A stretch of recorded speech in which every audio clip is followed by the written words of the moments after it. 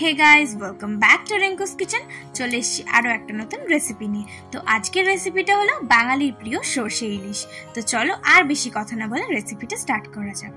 তো সর্ষে ইলিশ বানানোর জন্য সবার প্রথমেই আমি নিয়েছি সর্ষের তেল। তেলটা একটু গরম করে নেব। তেলটা গরম হয়ে আসলে এর মধ্যে দিয়ে দিচ্ছি ফোড়নে কালো জিরে। কালো জিরেটা একটু ভেজে নেওয়ার পর আমি এর মধ্যে দিয়ে দিচ্ছি কেটে রাখা টমেটো। টমেটোটাকেও একটু নেড়ে নেব। আচ্ছা, এখানে একটা কথা বলে রাখি, আমি কিন্তু তোমাদের আলাদা করে আর পরিমাণগুলো বললাম না, কারণ পরিমাণগুলো তোমরা ভিডিওতে দেখতেই পাচ্ছ।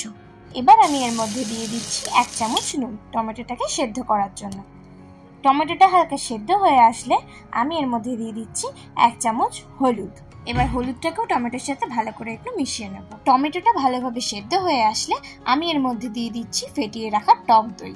আচ্ছা, এখানে একটা কথা বলে রাখি, টক দইটা দেওয়ার সময় কিন্তু গ্যাসের ফ্লেমটা একদম লো রাখবে। তার কারণ বেশি আছে টক দইটা যদি আমরা ব্যবহার করি তাহলে দইটা সঙ্গে সঙ্গে কেটে যাবে। যখন মশলা দিয়ে ঠিক এরকম তেলটা ছেড়ে দেবে তখন আমি এর মধ্যে দিয়ে দিচ্ছি সাদা সর্ষে আর কাঁচা লঙ্কা বাটা। আচ্ছা, সর্ষেটা কিন্তু আমি সবার শেষে ব্যবহার করছি, কারণ তোমরা সবাই জানো সর্ষে দিয়ে বেশিক্ষণ কষালে কিন্তু তেতো হয়ে যাবে। সর্ষেটা ঠিক এরকম একবার ফুটে আসলে আমি এর মধ্যে দিয়ে দিচ্ছি পরিমাণ মতন জল। জলটা দিয়ে একটু নেড়ে নেব, তারপর এর মধ্যে দিয়ে দেব ইলিশ মাছ। আশা করি তোমরা সবাই জানো ইলিশ মাছ কিন্তু বেশিক্ষণ রান্না করতে হয় না, কারণ ইলিশ মাছ যদি বেশিক্ষণ রান্না করি তাহলে এই অসাধারণ টেস্টটা আর পাওয়া যায় না।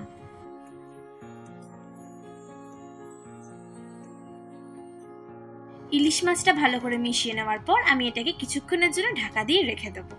ঢাকনা খুলেই আমি তোমাদের দেখিয়ে দিই, ইলিশ মাছ কিন্তু একদম রেডি। আমি এর মধ্যে দিয়ে দিচ্ছি কয়েকটা চিড়ে রাখা কাঁচা লঙ্কা। এখানে একটা কথা বলে রাখি, ইলিশ মাছটা কিন্তু খুব বেশি নাড়বেন না, তাহলে কিন্তু ইলিশ মাছটা ভেঙে যেতে পারে।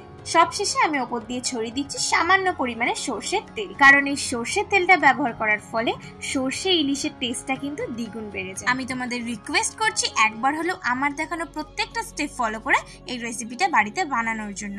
আর আমাকে কিন্তু কমেন্টে জানাতে একদমই ভুলবেন না। ভিডিওটা ভালো লাগলে অবশ্যই লাইক আর সাবস্ক্রাইব করবে। Thanks for watching.